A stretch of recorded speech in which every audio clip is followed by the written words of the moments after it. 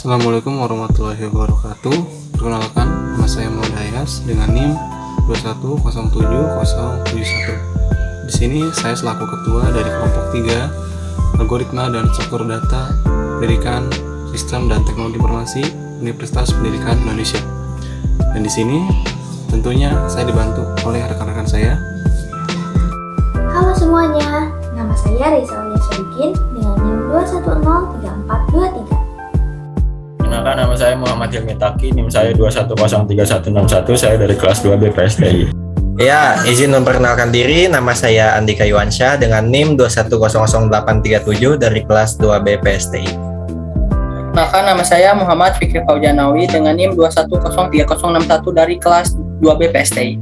Perkenalkan, nama saya Ganes Lindung Nusantara dengan NIM 2100427 dari kelas 2 BPSTI. Assalamualaikum warahmatullahi wabarakatuh. Perkenalkan, nama saya Muhammad Mikael Jihad dengan NIM 2106132 dari kelas 2B PSTI. Nama aku Diva Safrina Fadilah dengan NIM 2101988. Nama aku Tiara Dewi Ibnatul Solihat dengan NIM 2100686. Halo, nama aku Nabila Nurahmita dengan NIM 2101190. Saya Sinabila dengan NIM 2104847. Baik, Assalamualaikum warahmatullahi wabarakatuh.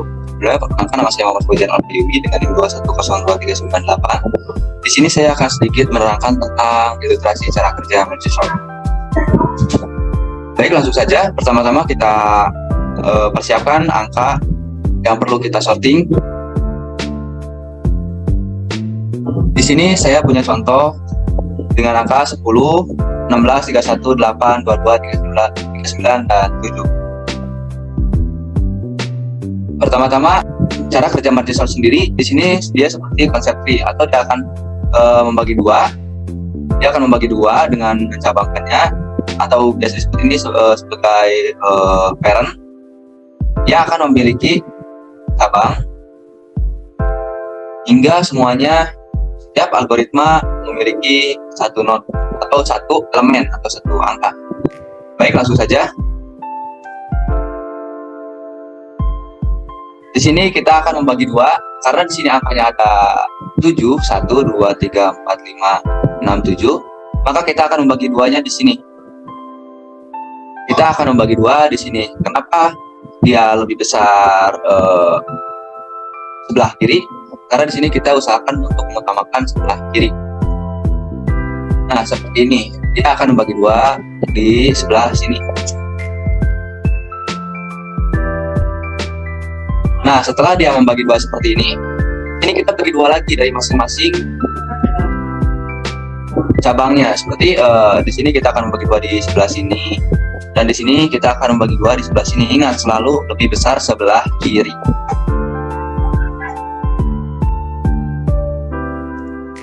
Nah, seperti ini. Lalu di sini kita bagi dua lagi jika masing-masing algoritma memiliki satu elemen, atau masing-masing node memiliki satu elemen.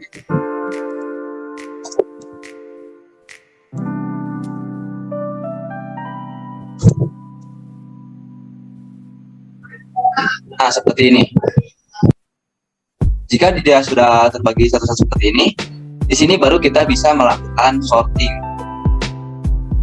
Baik, selanjutnya kita akan melakukan proses merge and sort. Nah, di sini ada left child dan 10 sebagai right child. Nah, di sini kita akan mengurutkan nilai yang mana yang terkecil. Nah, di sini kita bandingin yaitu 16 dan 10, yang mana yang terkecil.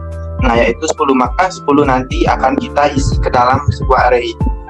Dan juga 16 kita akan mengisi juga di dalam array dengan berurutan seperti ini. Dan 16 akan diurutkan. Setelah selesai, kita akan melanjutkan ke sibling berikutnya, yaitu left child, yaitu kita satu dengan right child 8. Kita akan menentukan yang mana yang lebih kecil, yaitu 8. Maka 8 akan diurutkan ke dalam sebuah array seperti ini. Dan 31 disusun di sebelah angka 8. Jika sudah, kita akan melakukan ke sibling berikutnya, yaitu left child 22 dengan right child 39. Kita akan menurunkan yang mana yang lebih kecil. 2 yaitu sudah diketahui bahwa 22 lebih kecil dari 39, maka 22 akan diisi dan diurutkan ke dalam sebuah array. Dan juga angka 39 di sebelah angka 22. Nah, di sini karena angka 7 itu sendiri maka akan langsung otomatis masuk ke dalam sebuah array. Ya, tadi proses berikutnya itu bahwa left child yaitu angka 16 dan juga right child yaitu angka 8 dan 31. Nah, di sini kita akan mengurutkan yaitu left child 10 elemen pertama akan dibandingkan dengan right child elemen pertama yaitu 10 dengan 8, yang mana yang lebih kecil yaitu 8. Maka 8 akan disusun ke dalam sebuah array. Itu menjadi 8 dan juga 10 elemen pertama akan dibandingkan dengan 31 yaitu 10 akan lebih kecil, maka 10 akan disusun dan diurutkan ke dalam sebuah array. Nah, dan juga elemen kedua dari left child yaitu 16 akan diurutkan dengan elemen kedua dari right child yaitu 16 lebih kecil, maka urutannya itu 8, 10, 16 dan 31. Kita lanjut ke sibling berikutnya yaitu 22 dan 39 akan dibandingkan dengan right child dari 7 yaitu 22 elemen pertama left child akan dibandingkan dengan 7. 22 lebih besar dari 7, maka 7 akan diurutkan ke dalam array yaitu menjadi 7. Nah, di sini karena sudah tidak ada lagi, maka 22 akan langsung turun yaitu 22 dan 39. Yaitu kita lanjut ya, di sini 8, 10, 16 dan 31 sebagai left child dan juga 7, 22 dan 39 ini sebagai right child. Nah, maka 8 sebagai elemen pertama dari left child akan dibandingkan dengan 7 sebagai elemen pertama dari right child yaitu 8. Apakah 8 lebih kecil dari 7? Tidak. Maka 7 akan diurutkan ke dalam sebuah array yaitu menjadi 7. Dan juga 8 akan dibandingkan lagi dengan elemen kedua dari left child yaitu 8 itu lebih kecil dari 22, maka 8 akan diurutkan. Maka akan berlanjut apakah 10 itu lebih kecil dari 22 yaitu benar, maka 10 akan turun. Dan juga akan dibandingkan lagi 16 dengan 22. 16 lebih kecil maka 16 turun. Maka berlanjut apakah 31 itu lebih kecil dari 22? Tidak, maka 22 yang akan turun. Dan dibandingkan lagi yang terakhir itu apakah 31 lebih kecil dari 39? Ya, maka urutannya menjadi 7, 8, 30, 7, 8, 10, 16, 22, dan 31 dan juga 39. Maka proses telah selesai. Halo semuanya, di sini saya Fikri. Di sini saya akan menjelaskan tentang merge sort. Algoritma merge sort sebenarnya sederhana. Bagi larik menjadi 2 sama besar. Urutkan bagian pertama, urutkan bagian kedua, lalu gabungkan. Terus code untuk merge sort adalah sebagai berikut. Merge sort data. If data memiliki setidaknya 2 elemen, merge sort separuh kiri dari data dan merge sort separuh dari kanan. Setelah kita mendengarkan penjelasan dari basic code algoritma merge sort yang sudah teman saya paparkan di atas tadi, terus saya di sini akan menjelaskan basic code untuk merge itu sendiri. Sedangkan basic code untuk merge itu sendiri adalah merge array 1 pertama terakhir, dan di bawahnya tengah sama dengan buka kurung pertama dan terakhir tutup kurung. Terus ada slash 2 titik koma, dan di bawahnya lagi ada i1 sama dengan 0 dan i2 sama dengan pertama, dan i3 sama dengan tengah ditambah 1 titik koma. Dan di bawahnya ada while kedua sublarik dari array 1 memiliki elemen if array buka kurung i2 tutup kurung dan lebih kecil array 1 dalam kurung i3. Dan di bawahnya ada temp buka kurung i1 dan plus tutup kurung sama dengan array 1 buka kurung i2 plus tutup kurung titik koma, dan else dan temp il plus ditambah array 1 buka kurung i3 plus tutup kurung titik koma, dan masukkan ke dalam temp sisa elemen dari array 1 titik koma. Masukkan array 1 isi dari temp. Itu adalah code untuk merge sort. Sebenarnya sederhana ya, merge sort ini bisa dipahami dengan mudah. Analisis kompleksitas waktu dari algoritma. Kompleksitas waktu dari jenis penggabungan. Dalam kasus terburuk di setiap iterasi, kami membagi masalah menjadi 2 submasalah lebih lanjut. Oleh karena itu, ini akan melakukan operasi log n, dan ini harus dilakukan oleh n iterasi yang menghasilkan n log n operasi total. Dalam kasus terbaik, yaitu array yang diurutkan, kita dapat melakukan beberapa modifikasi dengan menggunakan flag untuk memeriksa apakah ratapan sudah diurutkan atau belum. Kompleksitas waktu terbaik O n log n, rata-rata kompleksitas waktu O n log n, kompleksitas waktu terburuk O n log n.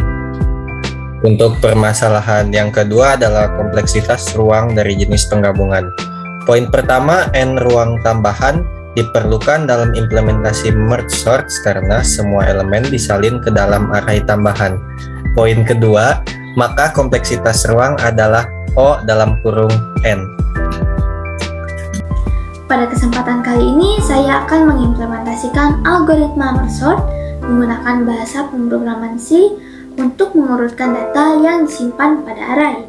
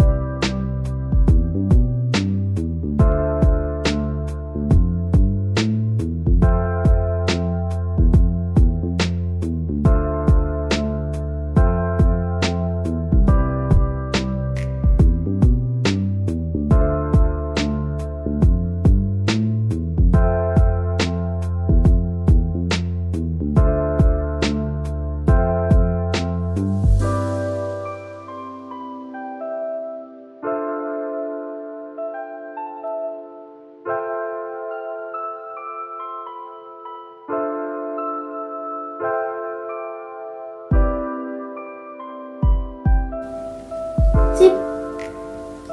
Tertampil bahwa original array-nya 1374652 dan array yang sudah terurut 1234567. Proses berhasil.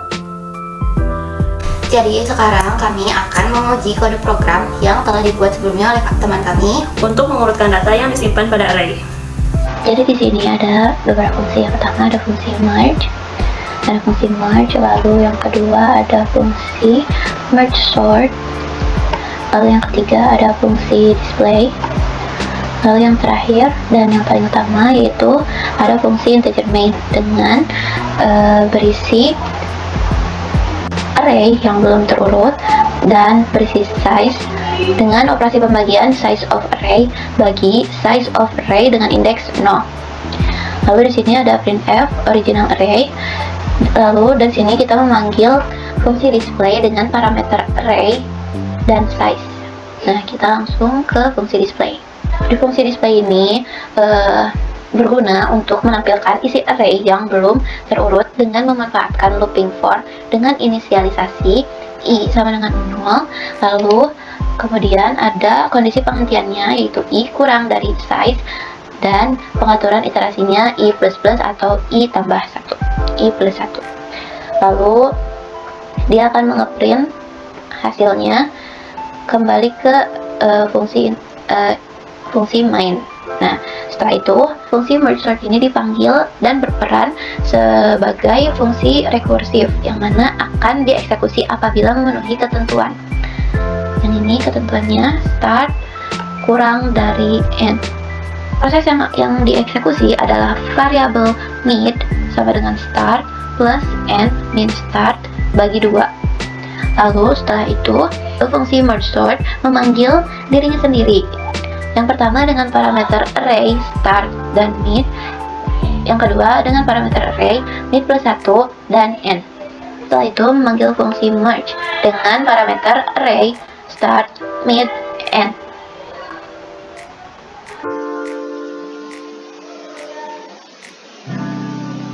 Selanjutnya, variabel len1 berperan sebagai array di sebelah kiri yang diisi oleh hasil operasi mid, min, start plus 1. Lalu, variabel len2 berperan sebagai array di sebelah kanan yang diisi oleh n, min, mid.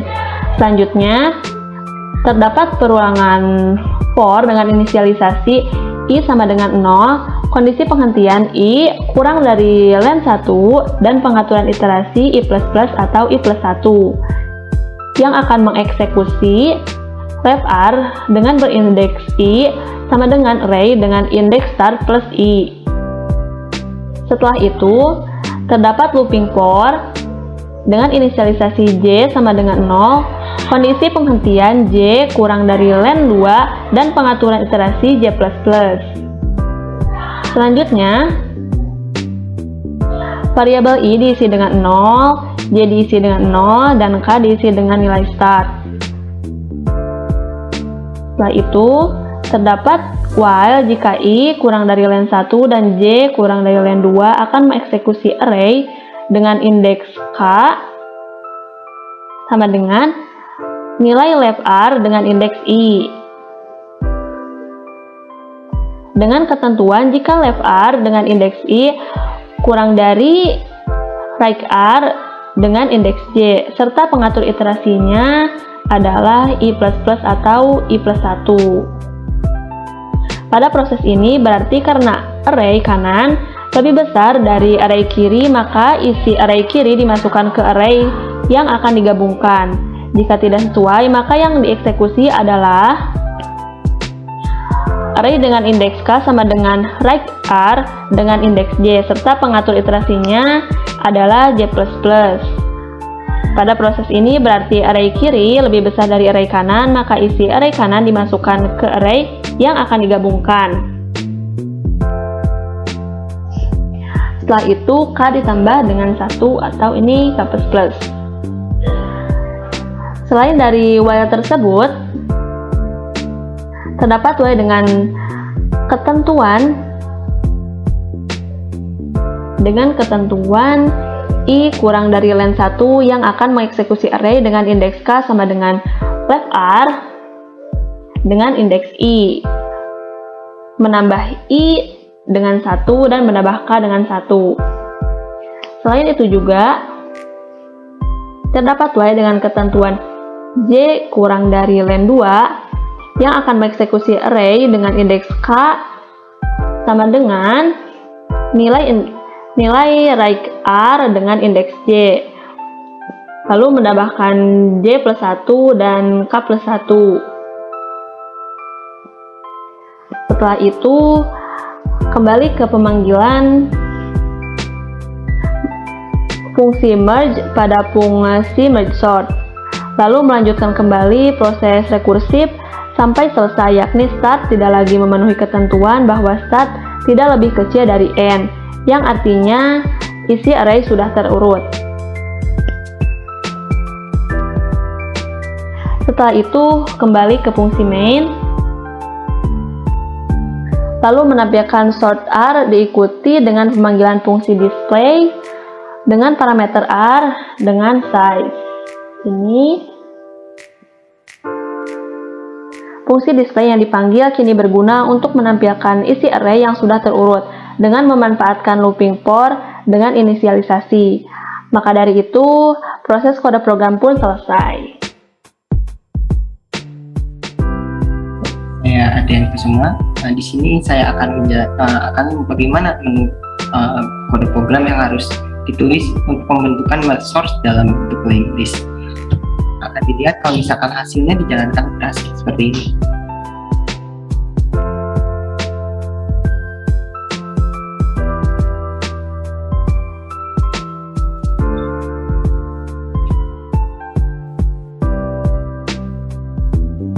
Oke, langsung saja dalam tahap pembuatannya.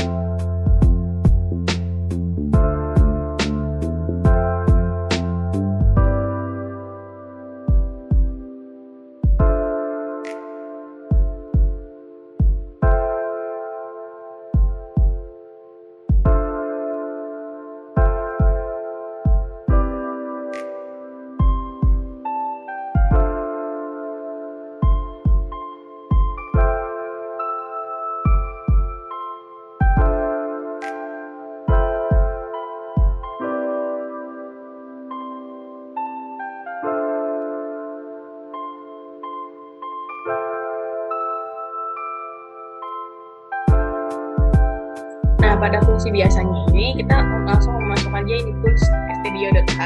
Nah, tapi pada fungsi linguist ini kita perlu menambahkan include stdlib.h.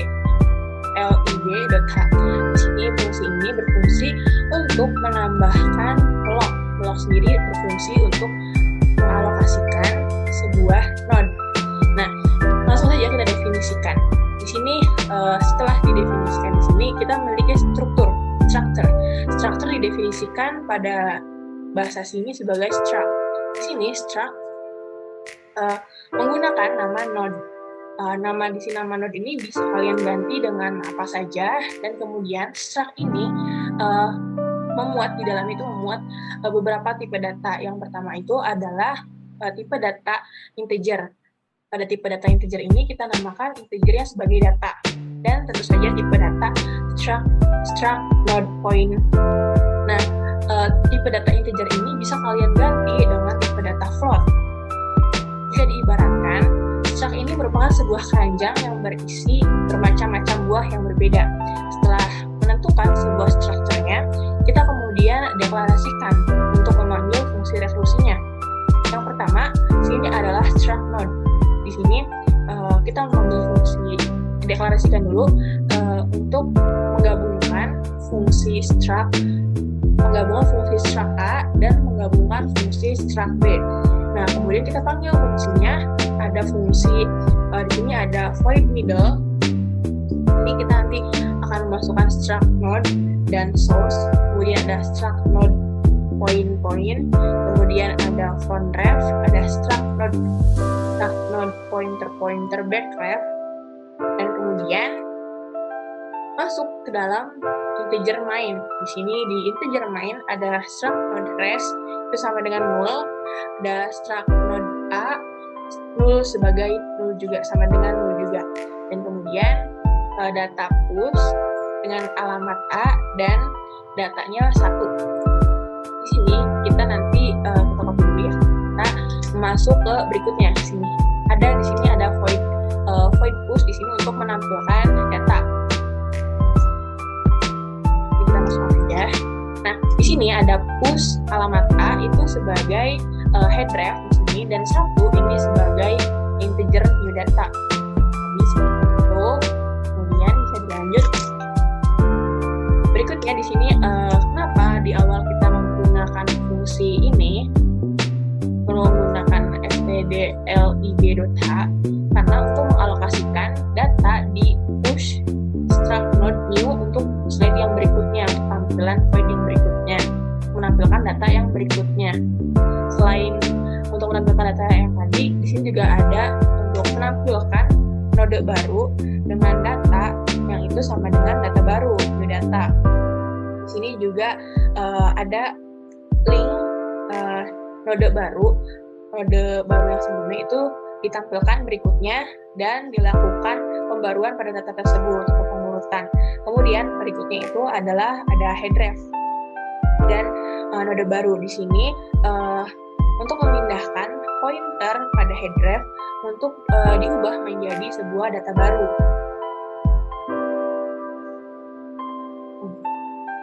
Nah, setelah data dimasukkan pada fungsi push, maka data tersebut akan ditampilkan oleh fungsi yang bernama print list.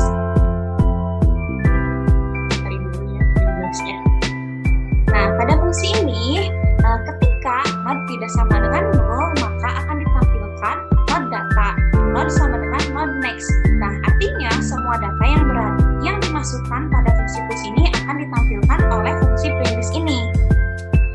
Selanjutnya, setelah ditampilkan, maka akan melakukan sorting dengan menggunakan fungsi merge sort. Nah, pada fungsi ini ada inisiasi baru, yaitu tipe struct node pointer head sama dengan pointer headref. Yang kedua, tipe struct node pointer A, dan yang ketiga, tipe struct node pointer B. Nah, pada fungsi ini, jika head sama dengan null atau head next sama dengan null, maka return. Nah, jadi ketika dalam suatu link list hanya memiliki satu data atau bahkan tidak ada data, maka data tersebut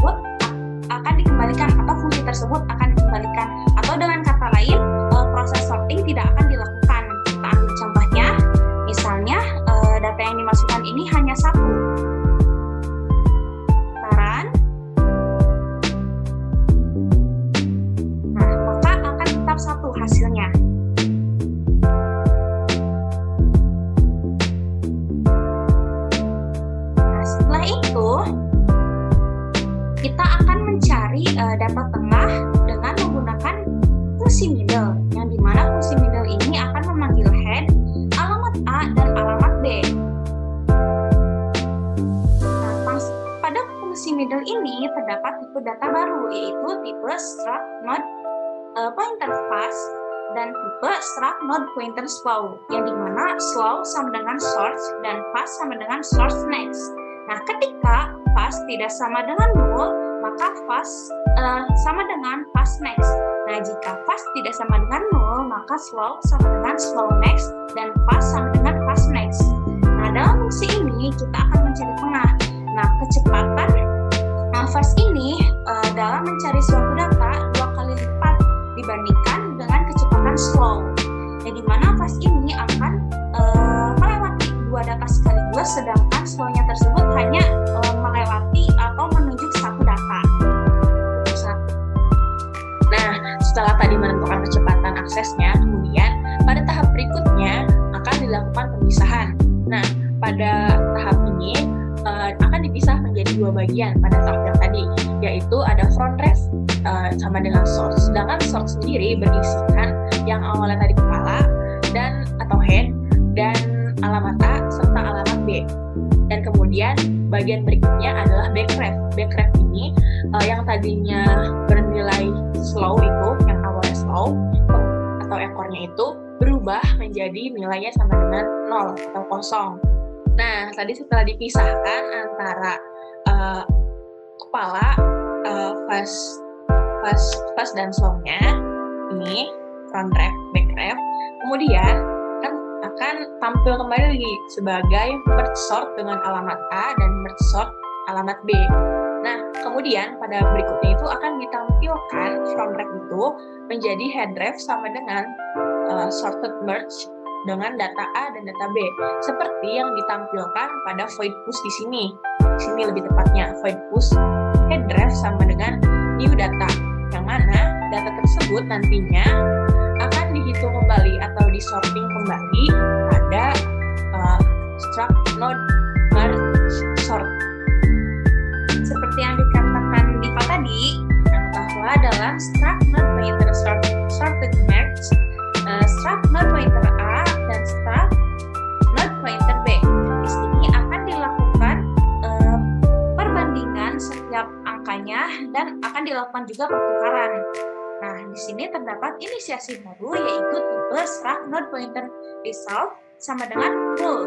Nah, jika A sama dengan null, maka akan di-return, akan dikembalikan. Nah, selanjutnya jika B sama dengan null, maka akan dikembalikan juga. Nah, setelah itu, jika data A lebih kecil sama dengan data B, maka akan di-result atau dipilih A. Dan result next-nya itu sama dengan sorted merge A next dan B. Nah, jadi misalnya kita di sini mempunyai sebuah data, yaitu 1 dan 3. Nah, bisa kita lihat misalnya A ini adalah A data dan 3 ini adalah B data. Kita lihat apakah A data atau 1 ini lebih kecil daripada B. Karena iya, maka akan dipilih A sebagai kepala tadi, akan ada di depan, maka posisinya akan tetap. Nah, jika misalnya selain itu, jika data A lebih besar dari data B, seperti yang kita lihat di sini contohnya 2 dan 1, maka akan dipilih B yang akan menjadi di depannya. Nah, ini 2 dan 1, kan 2 ini lebih besar dibandingkan dengan 1, maka akan ditukar, 1-nya akan jadi di depan dan 2-nya akan jadi di belakang. Nah, result next-nya tuh sama dengan sorted merge A, B, next. Nah, kemudian cara ini, proses ini akan dilakukan secara berulang hingga semua data tersusun sesuai dengan urutannya. Kita akan run, maka data ini akan menjadi seperti ini. Baik, sekarang kita akan melakukan analisis perbandingan lama waktu eksekusi yang diperlukan merge sort pada array dan yang dilakukan merge sort pada linked list.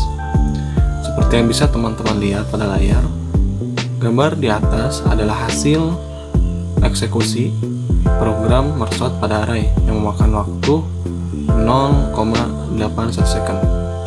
Sementara yang bawah adalah hasil running ataupun jalankan program pada merge di linked list yang memakan waktu 19 second. Dan berdasarkan analisis kami, hal ini disebabkan oleh beberapa faktor. Yang pertama, pada array merge bisa dilakukan lebih cepat. Satu, dikarenakan sifat array yang bisa mengakses data secara acak. Dan yang kedua, yaitu sifat array yang penyimpanan memori atau pengalokasian memorinya berdekatan atau sering disebut dengan istilah bertetangga. Sementara pada merge di linked list dilakukan lebih lama karena sifat dari linked list itu sendiri, yang mana untuk menghubungkan satu data ke data lainnya, linked list harus memulai dari head, yaitu dari data pertama, kemudian untuk menggunakan data berikutnya menggunakan pointer, dan seterusnya seperti itu. Dengan kita mengetahui cara kerja ataupun ilustrasi yang telah dipaparkan oleh teman saya di video awal, di setiap proses merge ini, jika dilakukan pada linked list, maka akan ada penentuan head, tail, dan pointer next, yang mana itu pun tentunya memakan waktu lebih lama. Oleh karena itu, array di sini lebih cepat, atau penerapan merge di array ini lebih cepat daripada merge pada linked list.